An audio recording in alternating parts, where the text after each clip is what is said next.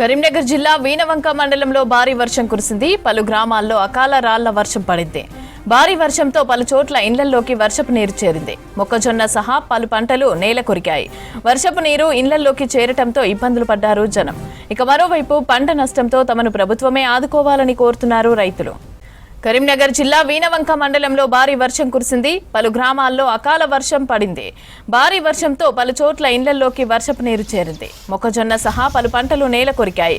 వర్షపు నీరు ఇండ్లలోకి చేరటంతో ఇబ్బందులు పడ్డారు జనం.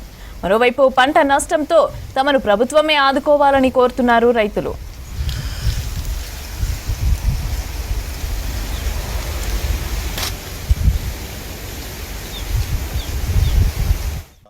గ్రామం మాది. నిన్న రాత్రి అకాల వర్షానికి రాళ్లతోటి పాటుగా ఈదురు గాలుతోటి బీభత్సంగా వచ్చి మేము పంట మొక్కజొన్న వేసిన దానికి ఈదురుగా వచ్చి మొత్తం పంట నేల మొత్తం అయిపోయింది.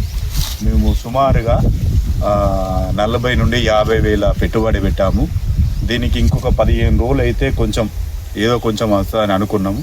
అందులోనే ఇది మొత్తము నిన్నటి వర్షానికి మొత్తం అంతా నేలమట్టుపై కంకి ఇట్లా పాలు పోసుకేసేలా అంతా మొత్తం పడిపోయింది. దీనికి ఏంది పని రాకులు లేకుండా అయిపోయింది. దీనికి సంబంధించిన అధికారులు వచ్చి సర్వే చేసి దీన్ని మాకు ప్రభుత్వానికి చూపించి ఏదన్నా ఆదుకోవాలని కోరుకుంటున్నాం.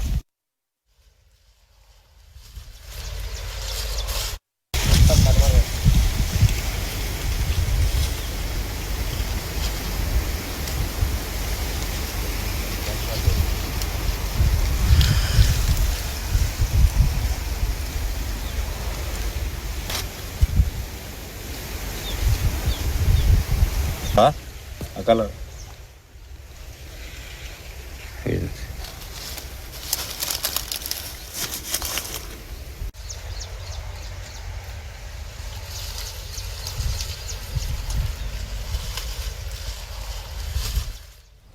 కరీంనగర్ జిల్లా వీణవంక మండలంలో భారీ వర్షం కురిసింది. పలు గ్రామాల్లో అకాల రాళ్ల వర్షం పడింది. భారీ వర్షంతో పలు చోట్ల ఇండ్లలోకి వర్షపు నీరు చేరింది. మొక్కజొన్న సహా పలు పంటలు నేల కొరికాయి. వర్షపు నీరు ఇండ్లలోకి చేరడంతో ఇబ్బందులు పడ్డారు జనం. మరోవైపు పంట నష్టంతో తమను ప్రభుత్వమే ఆదుకోవాలని కోరుతున్నారు రైతులు.